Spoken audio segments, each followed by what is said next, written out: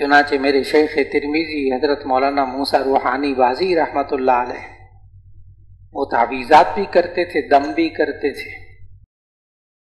اور اس دور میں باقاعدہ پیسے بھی مقرر کر لیتے تھے کبھی کبھی، اور کافی اچھے خاصے پیسے مقرر کر لیتے تھے، مفت بھی دم کر دیتے تھے، پیسے لیتے تھے باقاعدہ۔ میرے شیخ ترمذی جامعہ شفیہ میں باقاعدہ پیسے لیتے تھے۔ بس اس دور کے اندر آج سے 48 سال پہلے کبھی وہ کسی سے 10,000 20,000 اس وقت کے 25,000 بھی مانگ لیتے تھے، طے کر لیتے تھے، اور پھر کرتے کیا تھے اس کے اپنی ذات پر خرچ نہیں کرتے تھے، اپنے گھر پر نہیں، اپنے بچوں پر خرچ نہیں کرتے تھے، وہ کتابیں چھپواتے تھے، اور ان کی کتابیں بکتی نہیں تھیں، ان کی کتابیں کوئی خریدتا نہیں تھا مولانا، اس لیے کہ ان کی کتابیں ہوتی کیسی تھیں، جیسے اما بعد کے اوپر کتاب لکھ دی، اما بعد اس کے اوپر کتاب لکھ دی، اور اس میں جو توجیحات لکھی، اما بعد کی پوری تاریخ لکھی کہ اما بعد سب سے پہلے کس نے کہا اور پھر وہ کیا ہوا، پوری تاریخ لکھ دی اما بعد کی، اور اما بعد کی ترکیب کی توجیحات لکھی۔ بس آپ کتاب نہ پڑھنا، اچھا صرف اس کی توجیحات کی تعداد ہی یاد رکھ لو تو بڑی بات ہے۔ 72,624 توجیحات لکھی اما بعد کی۔ کون خریدے گا کتاب؟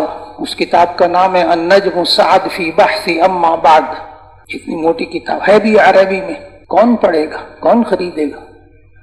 چنانچہ وہ کتابیں چھپواتے تھے اور پھر مفت طلبہ کو دیتے تھے، مفت طلبہ کو دیتے تھے، خوب چھپواتے تھے کتابیں۔ جب جامعہ میں مقرر ہوئے، جامعہ میں محدث مقرر ہوئے، میں نے جب ترمذی پڑھی حضرت سے، اس وقت معلوم والا موسیٰ صاحب رحمۃ اللہ علیہ کو 2 سال مکمل ہو چکے تھے ترمذی پڑھاتے ہوئے جامعہ میں، اور تیسرا سال تھا ان کا ترمذی پڑھاتے ہوئے جب ہم نے ان سے ترمذی پڑھی، اور ایک بال بھی سفید نہیں تھا ان کا، اتنی جوانی کی حالت میں ہم نے ان سے ترمذی پڑھی تھی، ایک بال بھی سفید نہیں تھا۔ تو حضرت معتمی صاحب نے جب بلایا، یہاں تقرر ہوا حضرت کا بطور استاد کے، تو وہ ان سے پوچھا آپ نے کچھ کتابیں بھی لکھی ہیں؟ تو انہوں نے کہا استاد جی اگلے دن لے کر آؤں گا۔ تو وہ اگلے دن وہ دھاریوں والا جو رومال ہوتا ہے بڑا سارا، خانوں والا رومال، وہ بڑا سارا، اس میں اپنے سر پر خود، کسی طالب علم کو بھی نہیں کہا، وہ گھر ان کو ملا تھا وہ والا کونے والا، تو 60 کتابیں اپنے سر کے اوپر لاد کر لیا حضرت ابھی یہی لکھی ہیں۔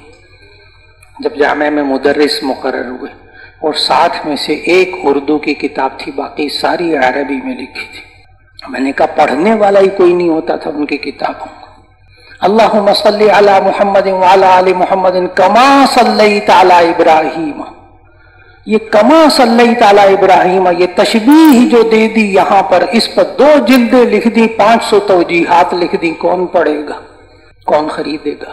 بہت مسئلہ مولانا۔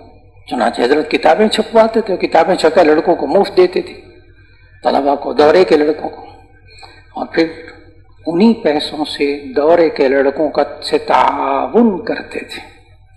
کوئی طالب علم چلا جا سے حضرت کے پاس، وہ میری یہ ضرورت، میری فلاں ضرورت، اپنی ذات پر نہیں خرچ کرتے تھے، اپنے بچوں پر خرچ نہیں کرتے تھے وہ والا پیسہ۔ اس لیے ہمارے اکابر کہتے ہیں تعویذات وغیرہ پر اجرت لینا جائز ہے، لیکن اس کو کاروبار نہ بنائیں۔ آپ سمجھ گئے؟ کاروبار نہ بنائیں، ذریعہ معاش نہ بنائیں، دینا جائز۔